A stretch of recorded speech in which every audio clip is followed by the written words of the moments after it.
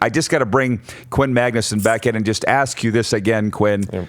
You said that there's a lot going on, it kind of tugs at your attention here. But what do you think of this, where the fans writing in, the viewers and stuff? What do you think? That's awesome. And I appreciate, the couple of people that have tried to connect with me here on the ticker, so to speak, and text in. And I apologize. I don't have my phone connected. Next time I'm on the show, I'll make sure that I'm a little more tech savvy.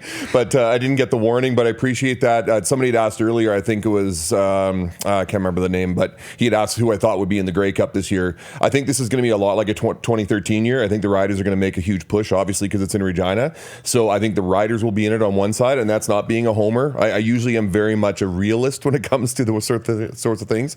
And I think Hamilton's going to be back in it again this year. So, Hamilton-Saskatchewan final. I don't think Winnipeg, in fact, I think Winnipeg's going to drop off quite a bit. I don't know why. I just feel like you kind of have that Grey Cup hangover, and I think they're going to drop off and probably not even make a conference final. So. It was Kevin Diaco with the question, and Kevin. Clark just put the question up on the screen. Kevin is another Saskatoon guy. He was in the lobby of the Holiday Inn getting autographs from Grant Fuhr, Marty Brodeur, and Ed Belfour, and all the guys. So I'm telling you, we're very big in Saskatoon, as I told you. Yeah. Now, furthermore, to the James Franklin interview, I've had occasion to meet the guy. He was in my restaurant in downtown Regina. I knew that he was a first-class guy. Riders, they have this thing where you need to be a good person to play on that team, which was what that brand was built on. Yep. Darren, you were pretty impressed by the interview with Frank the Tank. Of course. Every interaction you see with James Franklin is a positive one. And so, I like that. I'm a believer always, and I know in sports you have to have some athletic ability, but I'm a big believer that good people always beat qualified people. Always. Yeah. Now, clearly, you have to reach a certain level of qualification to play in the Canadian Football League, and he's done that. But, he's willing to come in, know what situation he's coming into, know what role he's coming into, and he can learn a little bit more. And when he's ready to start, much like a coordinator being a head coach, you have to pick the right fit to be able to take on those new tasks and those new responsibilities, because your entire day is different. Your entire week's different. Everything's different when you're a starting quarterback. They say you prepare like a starter as a backup, but you really don't. You can't, right? So I like his mindset. I really do. I think him and Cody as a 1-2 punch, I really like that a lot. Yeah, Saskatchewan, just playing in Saskatchewan with the Rough Riders now, might have been a little bit different back when I played, but there is definitely a distinct culture here.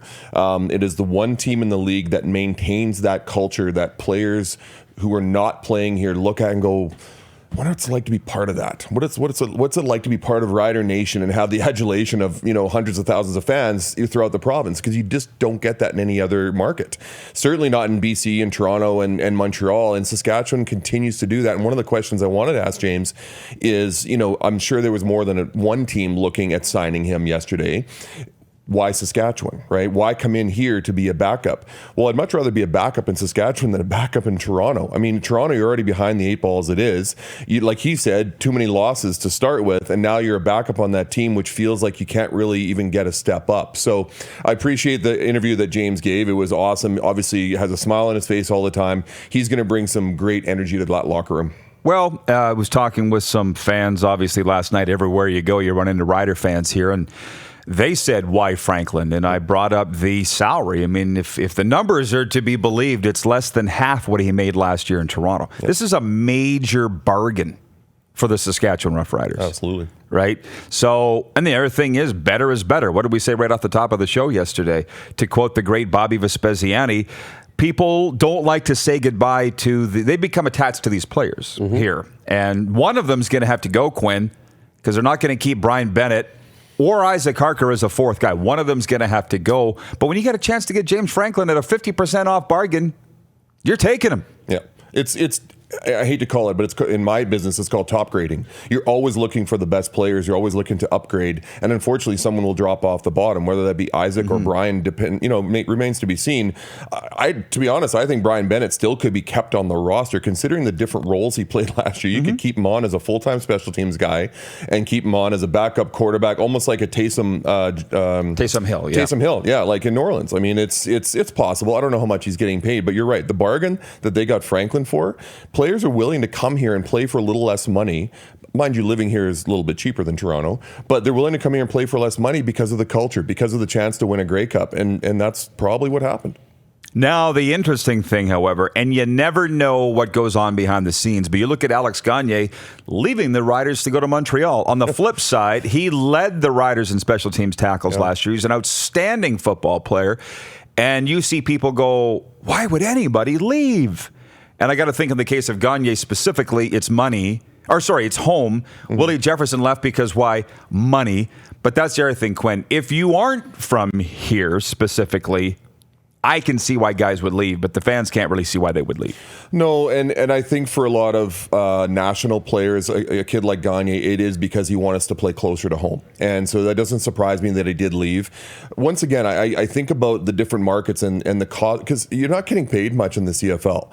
And even if you're a second-year rookie and you're getting paid 80 or 90 grand, I mean, that's not a lot to be able to live in a city like a Toronto or a Vancouver or Calgary. And so it surprises me when guys do leave a market like Regina where you can live affordably on a rookie salary or a third-year salary.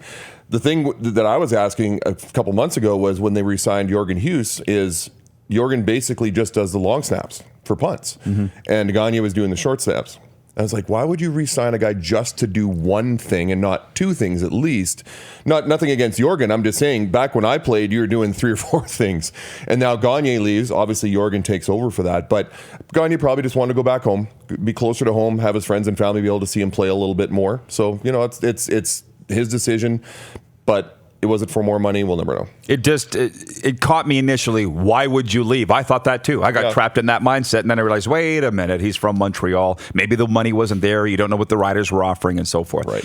You're watching Rod Pedersen on demand. For more of the Rod Pedersen Show, visit rodpedersen.com or follow Rod Pedersen on social media.